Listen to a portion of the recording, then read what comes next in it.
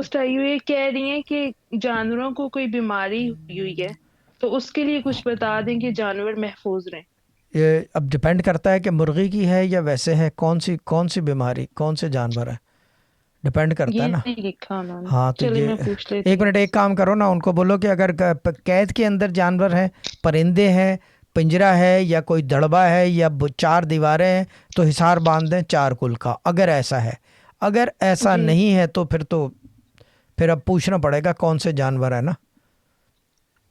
ठीक है। ठीक है ना, ये चीज़ है, लेकिन हिसार बांध देते हैं, अगर कोई जैसे मुर्गी खाना होगा इनका, ठीक है ना, या भैंसें होंगी।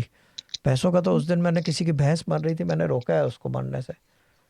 हर 2 दिन बाद एक भैंस मर रही थी, भैंस पाड़ा था मैंने, पता नहीं क्या बताया था, आई कांट रिमेम्बर। ठीक है ना, ये ठीक है। चीज़ है। ठीक है, और कुछ, बस इतना ही था। जी।